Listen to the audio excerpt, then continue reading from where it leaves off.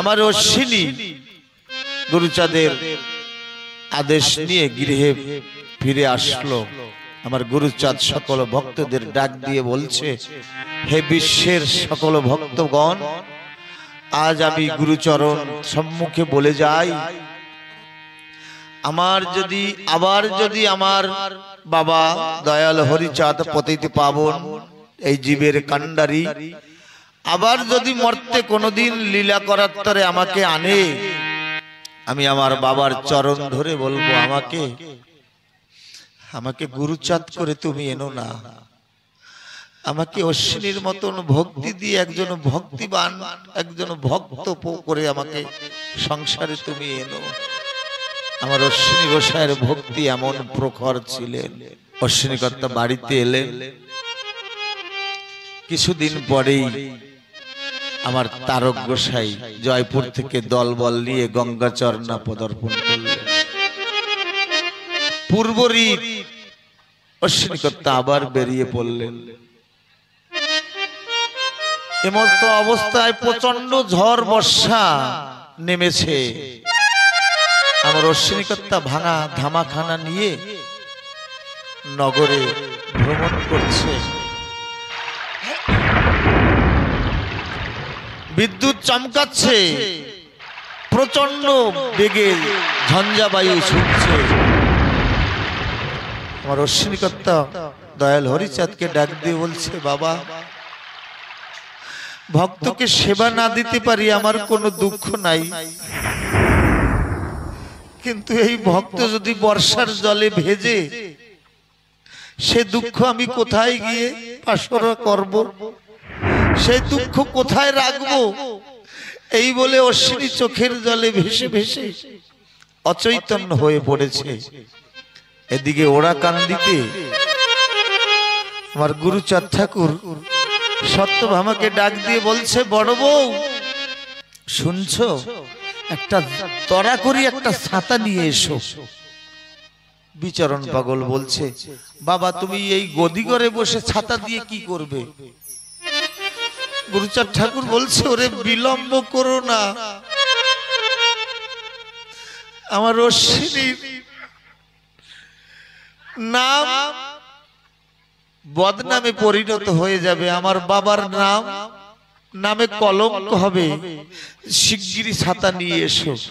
আমার গুরুচাঁদ ঠাকুর গদি ঘরে বসে ছাতা খুলে নিজের মাথায় ধরলেন। গঙ্গাচরণা গ্রামের চারিপাশে বর্ষা পরিমাণ হচ্ছে, তুমুল বর্ষায় প্লাবিত হয়ে সকল ভাসিয়ে নিয়ে যাচ্ছে।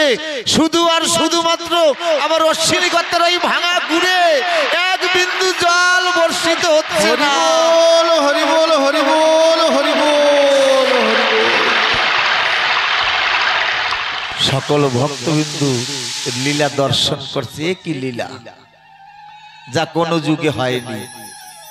আমার অশ্বিনী কর্তা অচৈতন্য হয়ে ওই নদীর ঘাটে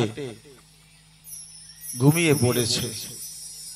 এদিকে লোহাগড়া থেকে একদল বণিক ব্যবসায়ী, চালের ব্যবসায়ী, তারা নৌকা যোগে চিতলমারির হাটে যাচ্ছে।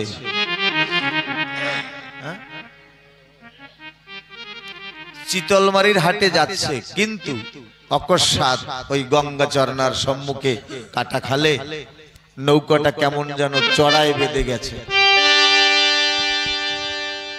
ওই নৌকার মালিক যিনি, নাম তার যাদব ঢালি।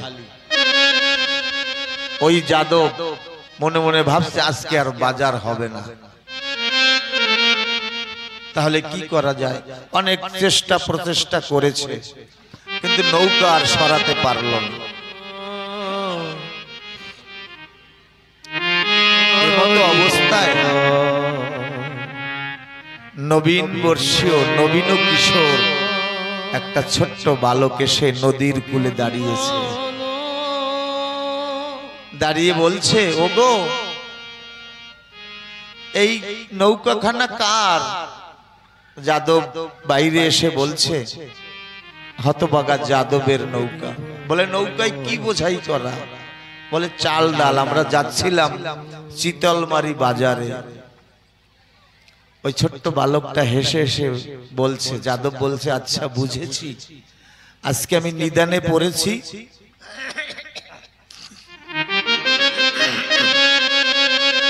তাই তুমি হাসছো, কিন্তু তোমাকে দেখে আমার তো মনে হচ্ছে তোমাকে কত জন্মের পরিচিত।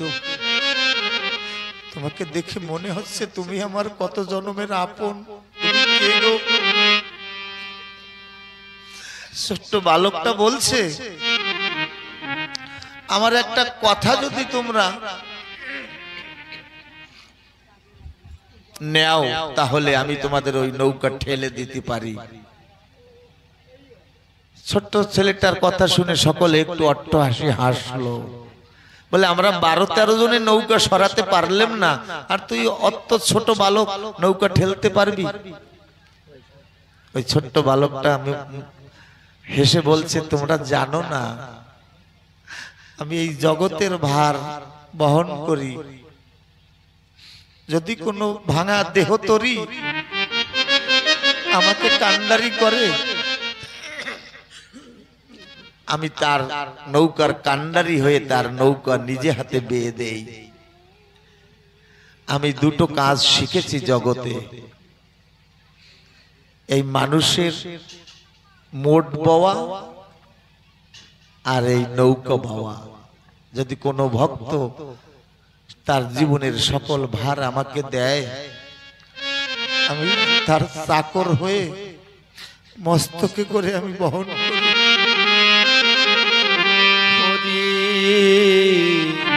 করি। অশ্বিনীকর্তা লিখলেন, যখন যাহা বাঞ্ছা করি, পলকে না হতে দেরি অমনি দেয় সে জোগাড় করি। আরে তার মান অভিমান নাই। আমি যখন ঘুমে থাকি সে এসে আমায় দেয় গো চকি। হরিব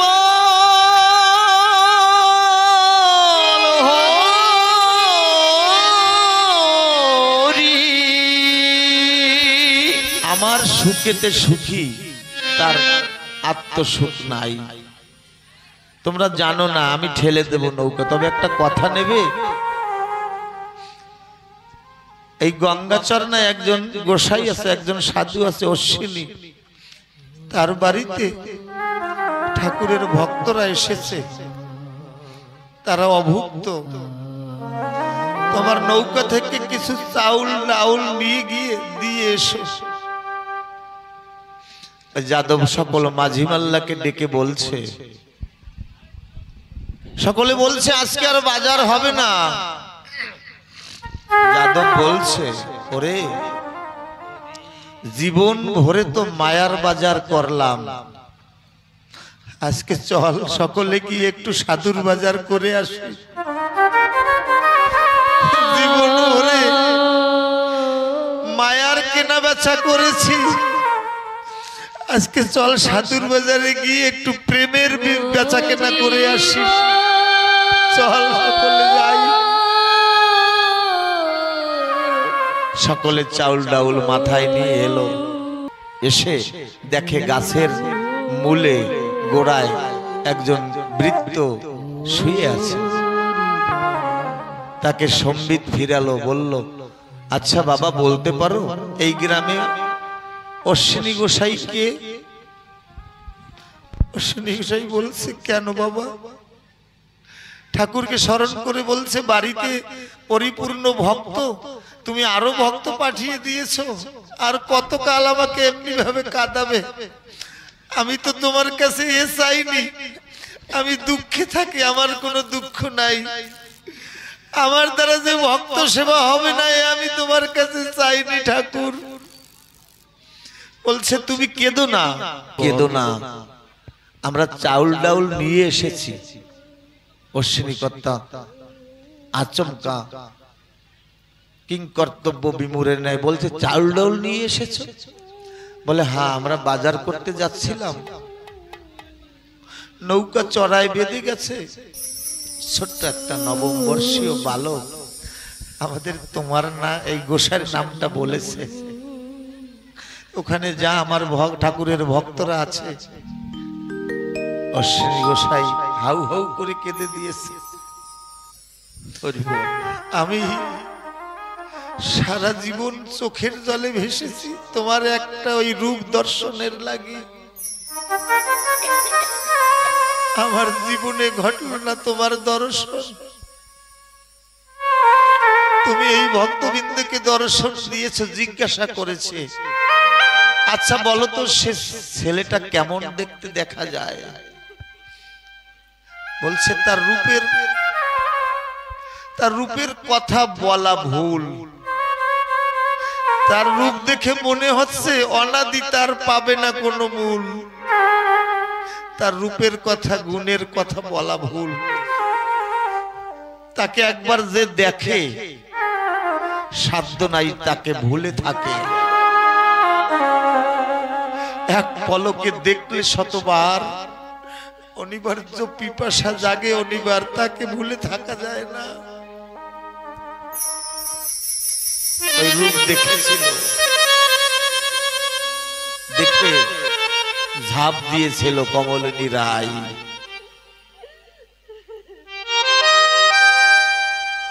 বলছে বলিস ডুবেছে রায় কলঙ্কিনী কৃষ্ণ প্রেম সাগরে। ননদি যা ফিরে যা ঘরে, আমি আর ঘরে ফিরবো না। আমি এই ঝাঁপ দিলাম হরি প্রেম সাগরে। অশ্বিনী কর্তা বলেছে তুমি সেই রূপ দেখেছো? তখন অশ্বিনী গোসাই আমার ওই যাদবকে জড়িয়ে ধরেছে, বলছে আমি সেই হতভাগা অশ্বিনী, তোমাদের এই নয়ন দিয়ে সেই মূর্তি দর্শন করেছো, এসো তোমাদের একটু চরণে স্পর্শ করি, তোমাদের চরণের ধুলি আমি একটু অঙ্গে মাখি।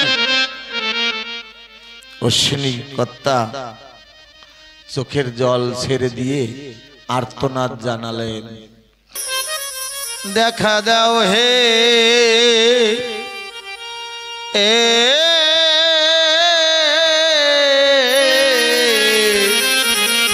দয়াল হরি আমারও নি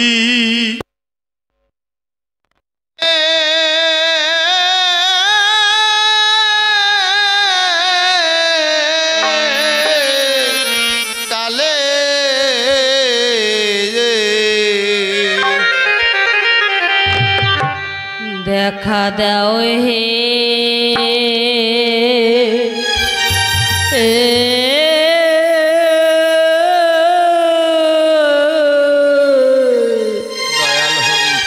দয়াল হরি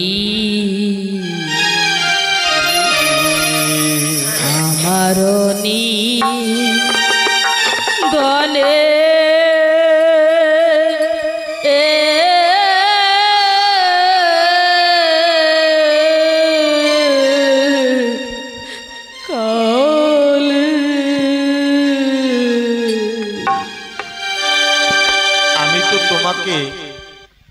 দেখার কত না অনুকরণ করলাম, কত না চোখের জল ঢালালাম, তুমি দেখা দিলে না। আমি বুঝেছি রামধন দৃষ্টিহীন, দেখে না চোখে। সকলে ওরা কান্দি যাচ্ছে, বাবাকে বলছে বাবা সবাই ওরা কান্দি যায়, আমাকে একটু নিয়ে চলো ওরা কান্দি যাব। বাবা বলতে পারছে না, তুই তো জন্ম অন্ধ, চোখে দেখিস না, বলতে পারছে না। যখন আগ্রহ করলেন রামধনকে নিয়ে ওরা কান্দি যাচ্ছে, ওরা কান্দি বারণী মেলা শেষ, পুনঃ গ্রামে চলে আসছেন। গ্রামবাসী রামধনকে জিজ্ঞাসা করছে, রামধন তুই তো ওরাকান্দি গিয়েছিস, কি দেখেছিস? রামধন বলছে সত্যি কথা ভাই, আমি তো দৃষ্টি নাই আমার, আমি তো দেখতে পারি না। তবে এই আশায় বুক বেঁধে ওরাকান্দি গিয়েছিলাম, আমি না হয় দেখতে পারি না, কিন্তু আমার ঠাকুর তো আমাকে দেখতে পারে। আমি তো জগতে এই রচনা কিভাবে করেছে আমি দেখতে পারি না, যে এই জগৎ সৃষ্টি করেছে সে তো আমাকে দেখতে পারে। হরি বল। আমি সেই আশায় বুক বেঁধে ওরাকান্দি গিয়েছিলাম, আমার মনে হয় আমার হরিগুরুচাঁদ আমাকে দেখেছে। আমার অশ্বিনী কর্তা বলছে আমি তোমার বিহনে কত না অনুকরণ করেছি, কত না সাধন, একদিন তো পেলাম না, কিন্তু তুমি তো আমাকে দেখতে পারো। ওই আমি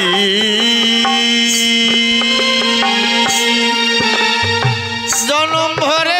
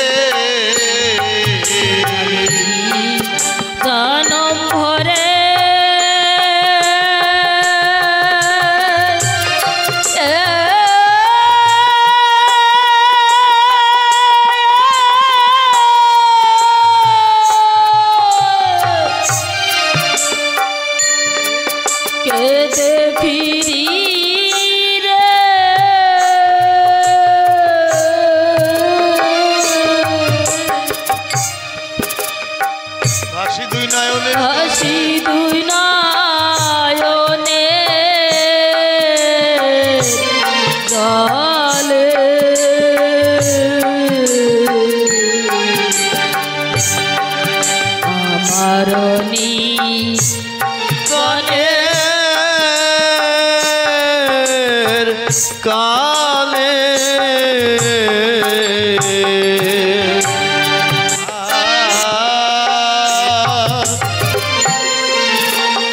তৃষিত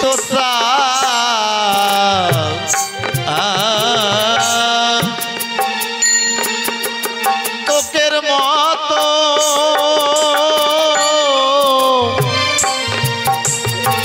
তাতকের মতো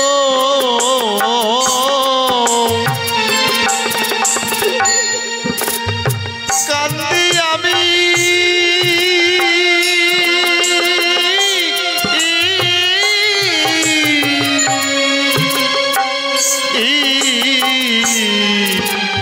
অবিরত। ও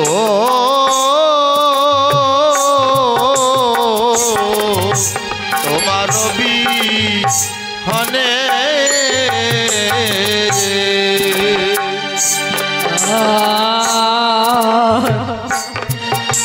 ঋষিত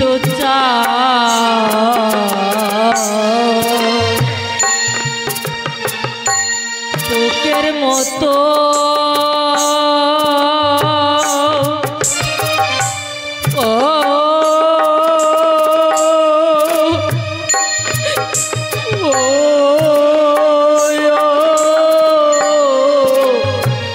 সাতকের মতো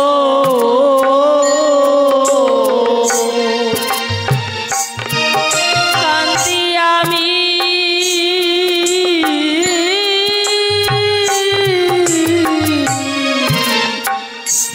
অবিরত।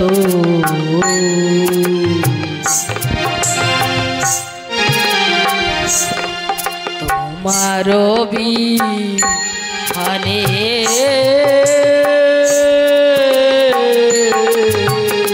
আমার অশ্বিনী কর্তা যাদবকে জড়িয়ে ধরে বলছে ও যদি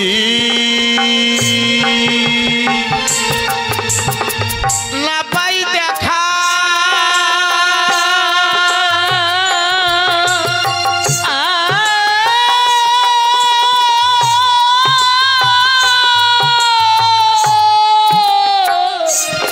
বল প্রাণ সখা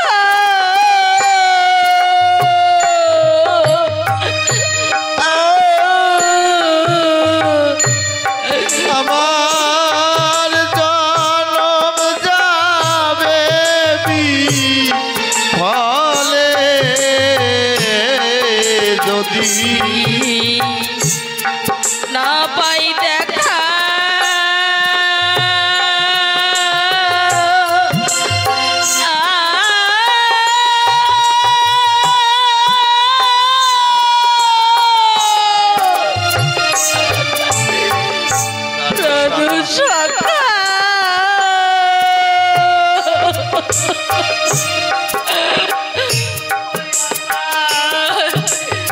জনম যাবে ফলে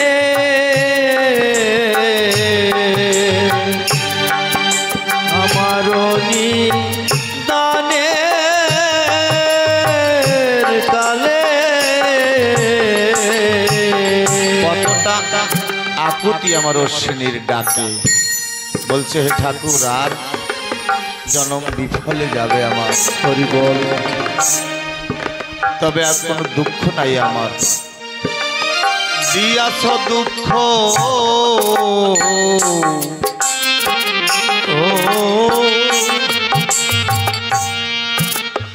মনের মতো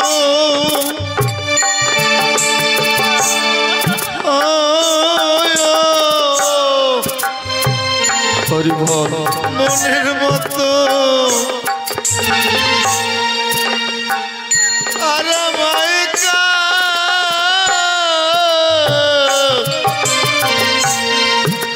কান্দাবে কত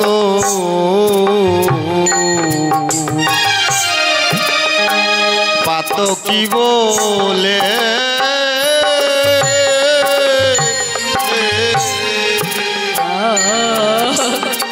দিয়াছ দুঃখ দিয়াছ দুঃখ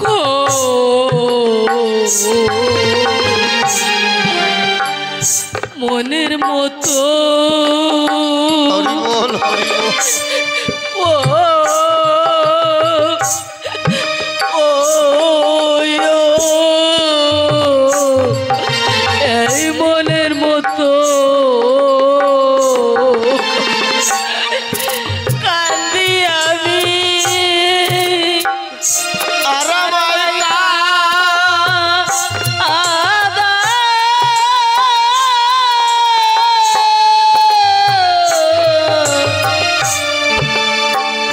কান্দাবে কত পাত কি বলে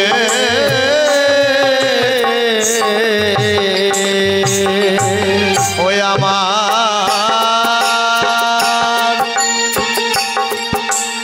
দুঃখের পরে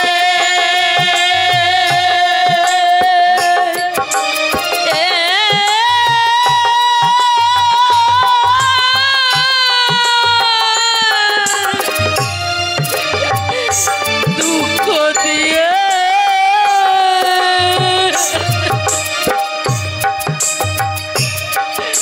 ওই আমার ভাষায়ও না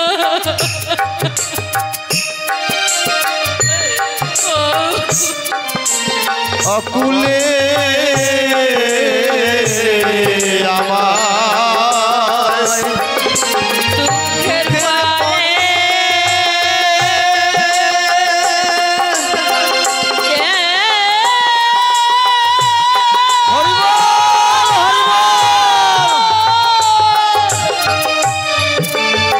দুঃখ দিয়া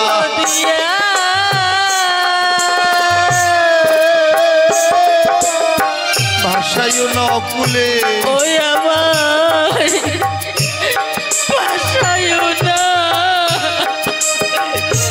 অকুলে আমার দুঃখের পরে দুঃখ দিয়া ওই আমার আমায় দুঃখের পরে দুঃখ দিয়া ভাষা ভাষায় না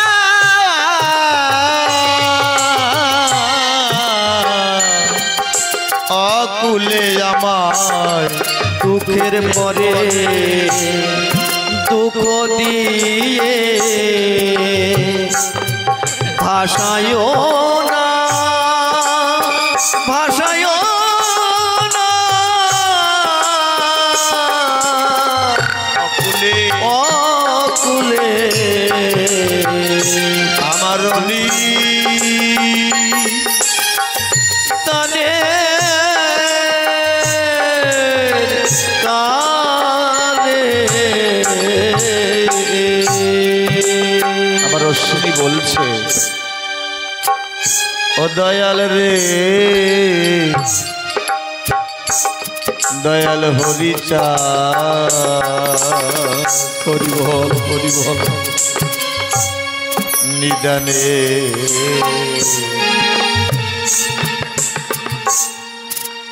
যে হয় তোমার অনুগত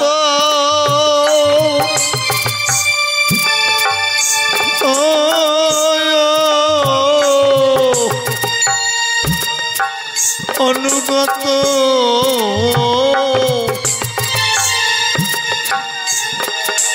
তারে কাদা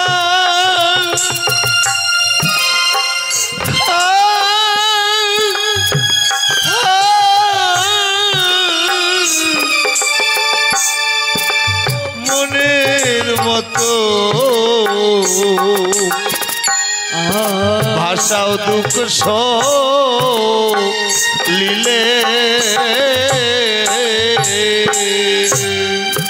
আর যে হয় তোমার অনুগত ও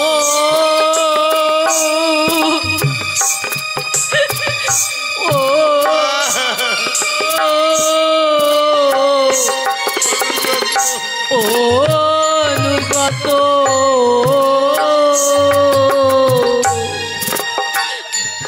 তারে কাদা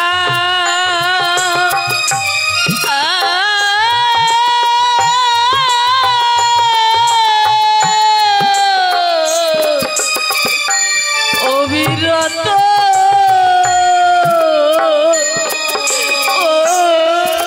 অবিরত ভাষাও দুঃখ লীলে ও তুমি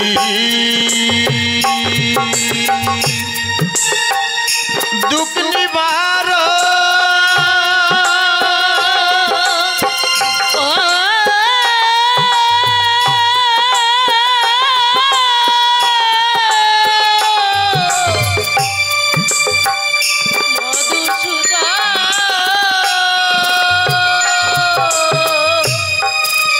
আমায় কেন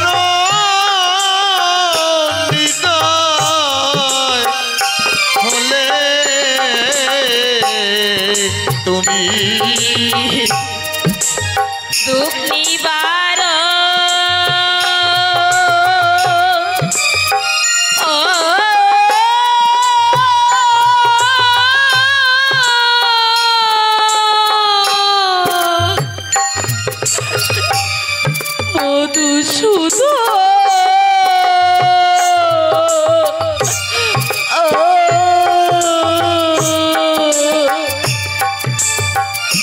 আমায় কেন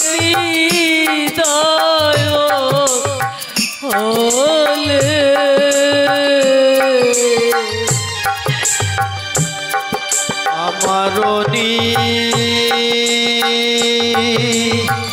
দনে কালে ও দয়াল রে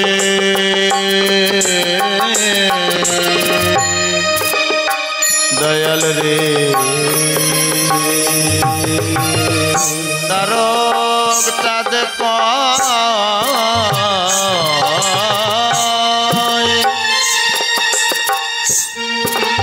পাবি দেখা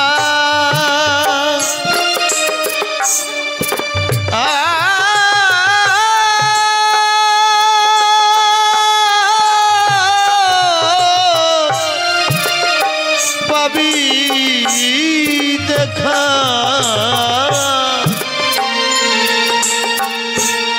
ওরে থাকে যদি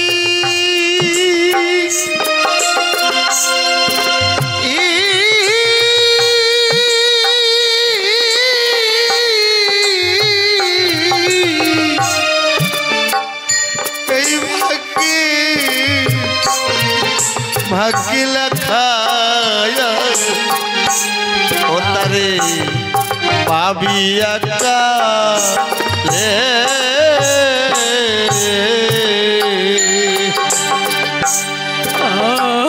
তারক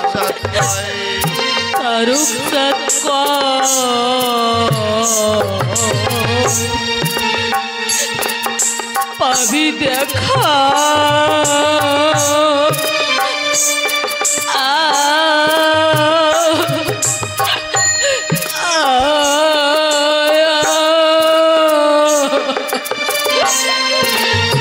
পাবি দেখা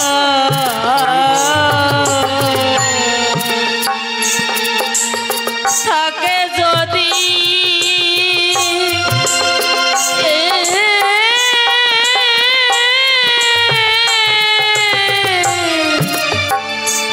ভাগ্যে লেখা ভাগ্যে লেখা তারে পাবি একালে ও মহা নন্দের বাড়ি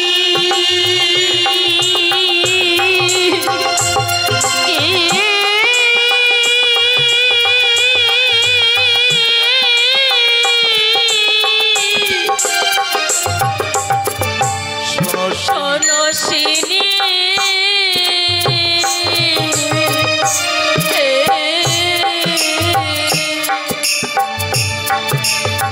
ও তার দেখা পাবি হৃদ কমলে আমার নিদানে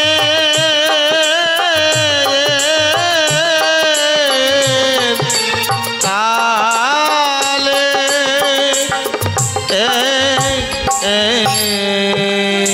অশ্বিনীর গুণগানে আমার হরি দয়াময় মুগ্ধ হয়ে ধীরে ধীরে সকল পরিকর পার্শ্বদগণ নিয়ে গঙ্গাচরণা উপনীত হলেন। সকল ভক্তবৃন্দ লীলা দর্শন করছে। হাত জোড় করে অশ্বিনীকর্তা ঠাকুরকে বলছে, হে ঠাকুর, এই ভক্তের পরশ বড়ই সরস, যদি লাগে গায়ে কোটি জন্মের পাপ তাপ দূর হয়ে যায়। আজকে ঠাকুর তোমার দর্শন পেয়েছি এই ভক্তের করুণায়, তাই হরি যদি পেতে হয় তাহলে এই ভক্তের করুণা লভিতে হবে অগ্রভাগে। ভক্তের করুণা হলে তখনই দয়ার হরির দয়া মেলে। ভক্ত ভগবানের মিলন হলো। সকলে উলুধ্বনি জয়ধ্বনি দিয়ে সম্ভাষণ জানালো।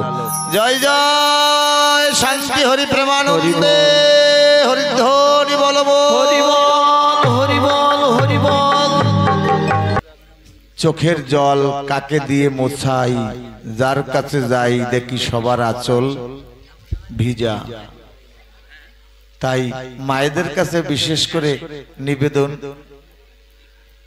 ঠাকুর আসরে আসবে, লীলাময় লীলাকারী হরিচাঁদ ঠাকুর আরতির সঙ্গে সঙ্গে ঠাকুরকে সঙ্গে নিয়ে আমরা আজকে ঠাকুরেরই আরতি করব।